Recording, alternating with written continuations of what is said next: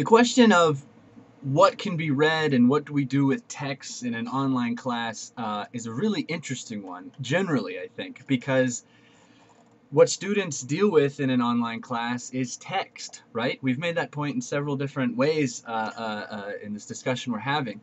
What we create in an online course is a textual space. So everything our students deal with is text. So whether it's a video, whether it's an essay, whether it's instructions, whether it's a multimodal, a Prezi interesting thing, um, which means our students are constantly reading. And so again, I think generally that's an interesting question to ask and to explore for all online classes. But what I think is so exciting in a composition online class is we get to make that situation an object of our instruction, an object of our discussions, right? How do you read online classrooms? Okay, which I think is really interesting. And so to respond to this week's topic and the refrain, the book is not dead. I think that's true. I think the book is not dead, but it's becoming harder and harder to find in its traditional form and mode, right? There are so many other media that absorb the book, that hide the book, that distract us from the book. Not that we cannot assign them in our classrooms, but the reality is, even when we do assign them in our classrooms, what our students inevitably will do with them is create another text, right, about that text, which gets put into this textual space, all right? So, without getting too far down, into the weeds, I guess what I would like to do is just share my approach to how do I emphasize reading, how do I support my students with instruction about reading, and then how do I assess reading such that I know my students are fully engaged, using text productively, and that is helping them grow as writers. Okay, so the first thing I do is I send out my syllabus before the class even starts for many reasons, but very, very close to the top, it's on the very first page.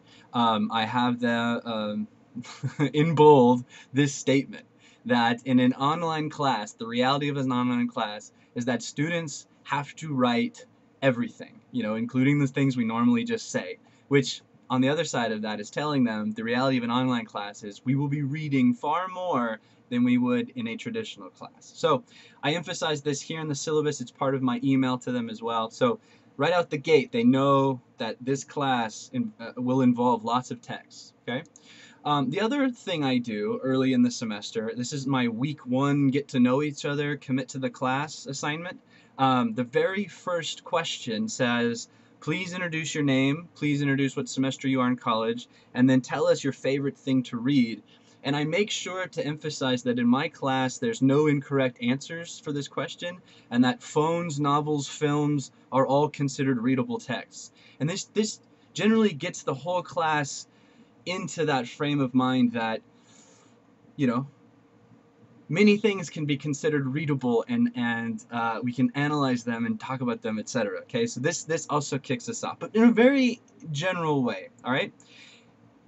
Week 2, the entire focus of week 2 is on a reading and writing process, okay? So I have my little mini lecture that they go through.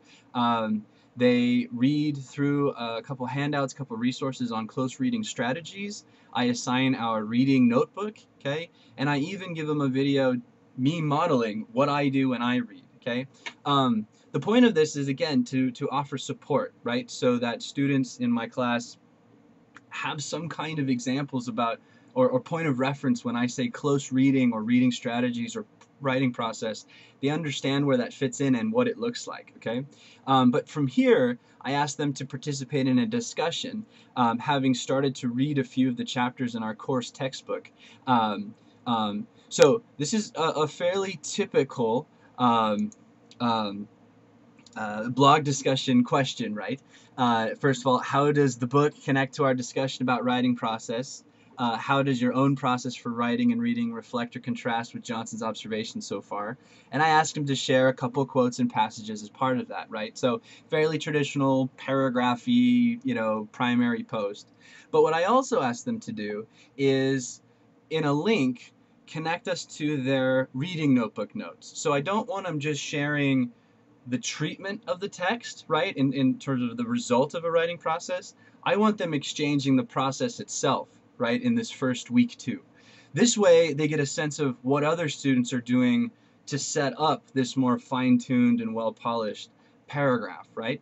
Um, so, and oftentimes in their reading notebook, what's so neat about them is they do lots of different things. They'll copy and paste in quotes. They'll copy and paste in terms. Um, they'll arrange these things in lots of different ways. Sometimes with big headers like this student is doing. Other times it's just one messy big paragraph, right? And then there's also always a space for them to simply respond.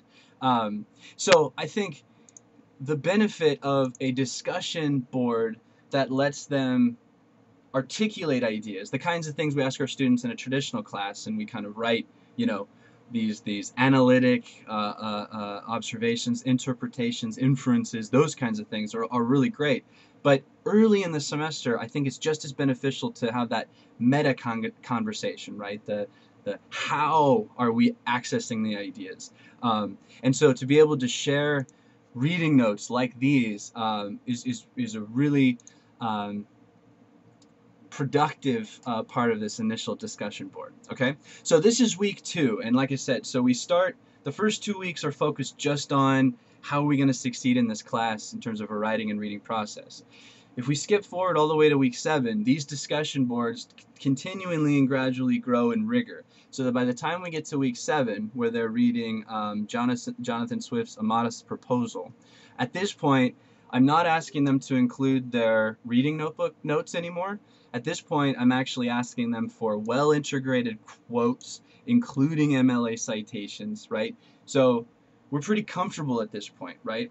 And also at this point, this is something that Warnock brings up and Anna brings up as well at the end, right?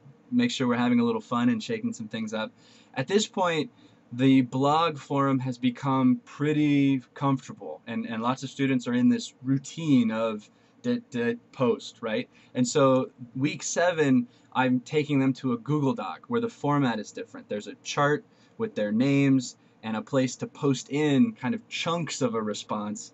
And what's neat about this as a discussion mode is as students respond to each other, especially with something like A Modest Proposal, you really can see the evolution of understanding and a deeper and deeper analysis happening as students push each other's initial observations of this satire further and further.